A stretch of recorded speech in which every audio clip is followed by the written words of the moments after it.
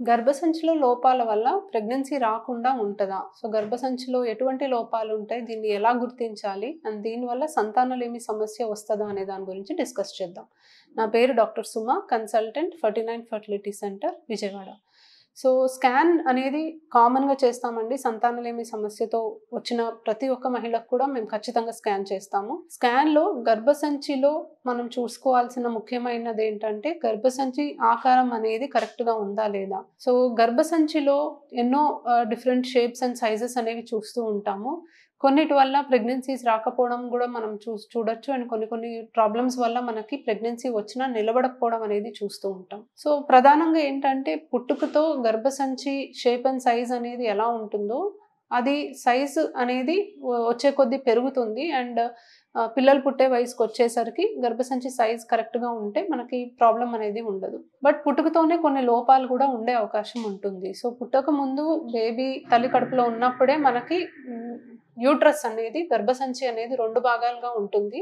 And ఈ 2 భాగాలు కలిపి ఒకటయ్యి ఒక సింగిల్ యూట్రస్ లాగా ఫార్మ్ అవుతుంది. సో, ఈ 2 భాగాలనేవి ఒక్కొక్కసారి అలాగే ఉండిపోవచ్చు. బైకార్నేట్ యూట్రస్ అని అంటాము. 2 భాగాలు కలిసినా కూడా మధ్యలో ఒక అడ్డుగోడలాగా ఉండొచ్చు. సెప్టేట్ యూట్రస్ అని అంటాము. కొంతమందికి బై బర్త్ ఒక భాగం అసలు ఉండకపోవచ్చు. యూనికార్నేట్ యూట్రస్ అంటాం. కొంతమందికి అన్ని బానే ఉన్న గర్భసంచి సైజ్ చిన్నగా ఉండొచ్చు. హైపోప్లాస్టిక్ యూట్రస్ అంటాం. ఇలా రకరకాల లోపాలనేవి గర్భసంచిలో మనం చూస్తూ ఉంటాం.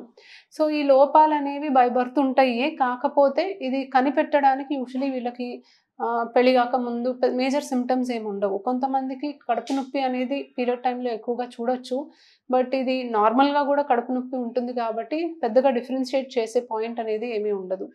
రెండోది, ఒక్కొక్కసారి ఏదైతే అడ్డుగోడ నిలువుగా ఉంటదో అదే అడ్డంగా అడ్డుగోడలాగా ఉంటే మనకి మెన్సెస్ అనేది ఆగిపోయి కడుపు నొప్పి రావడం అనేది చూస్తాం. సో, ఈ లోపాలు ఉన్నాయి అనేసి మనకి మేజర్‌గా సింప్టమ్స్ ఉండకపోవచ్చు. యూజువల్లీ పిల్లలు లేరు అని మా దగ్గరకొచ్చి స్కానింగ్స్ అయి చేస్తున్నప్పుడు ఇవి బయటపడుతూ ఉంటాయి.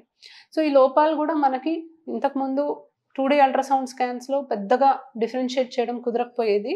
బట్ ఇప్పుడు 3D అల్ట్రాసౌండ్ చేస్తే మనకి స్కాన్‌లోనే చాలా డయాగ్నోసిస్ అనేది క్లియర్‌గా తెలుస్తది. అండ్ ఎటువంటి లోపాలు ఉన్నాయనే దాన్ని బట్టి ట్రీట్మెంట్ అనేది ఇస్తాము. ఇంతకుముందు మెయిన్‌గా లాప్రోస్కోపీ చేస్తే తప్ప ఏం ప్రాబ్లమ్ ఉంది, ఎటువంటి లోపాలు ఉన్నాయి, దానివల్ల ఇబ్బంది ఏంటి అనేది మనం చూడలేకపోయేవాళ్ళం. సో, సెప్టమ్ అంటే నిలువుగా అడ్డుగోడ ఉన్నప్పుడు దాన్ని సింపుల్‌గా హిస్టోస్కోపీ ద్వారా మనం కరెక్ట్ చేసి ప్రెగ్నెన్సీ ప్లాన్ చేసుకోవడానికి అవకాశం ఉంటుంది. 2 భాగాలుగా ఉంటే మాక్సిమం వీళ్ళకి యూజువల్లీ ఎటువంటి ట్రీట్మెంట్ అనేది సజెస్ట్ చేయము. ఒక్కొక్క భాగం చిన్నగా ఉంటుంది కాబట్టి వీళ్ళకి ప్రెగ్నెన్సీ నిలబడతది కానీ నెలలు నిండక ముందే డెలివరీ అయ్యే అవకాశం కొంచెం ఉంటుంది. సో, ఈ గర్భసంచి సైజ్ చిన్నగా ఉండడం కూడా చూస్తాము.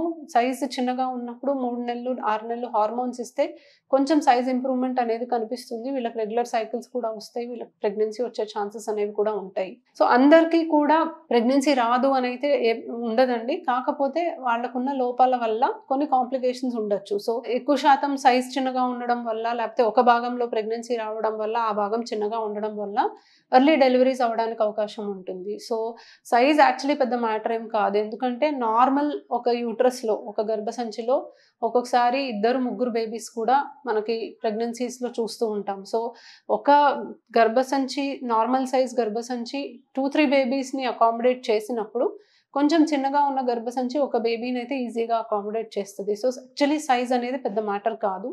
బట్ అడ్డుగోడ ఉంటే మనం ఈజీగా హిస్టోస్కోపీ ద్వారా దాన్ని తొలగించొచ్చు కాబట్టి హిస్టోస్కోపీ, సెప్టల్ రిసెక్షన్ అనేది ప్లాన్ చేస్తాం. సో, గర్భసంచి లోపాల వల్ల యూజువల్లీ ప్రెగ్నెన్సీ రావడం పెద్ద ఇబ్బంది కాకపోవచ్చు కానీ అది నిలబడి అబార్షన్ అవ్వకుండా, ఎర్లీ డెలివరీ అవ్వకుండా ఉండడం మాత్రం కొంచెం ఇబ్బంది అవ్వచ్చు. సో, ప్రెగ్నెన్సీస్ వీళ్ళకి న్యాచురల్‌గా రావడానికి చాలా మంచి ఛాన్సే ఉంటుంది కానీ ప్రోగ్రెస్ అనేది మన చేతిలో ఉండదు. ఎటువంటి లోపాలు ఉన్నాయి అనేది చూసుకొని దాన్ని బట్టి ట్రీట్మెంట్ ఇవ్వడం జరుగుతుంది. Thank you.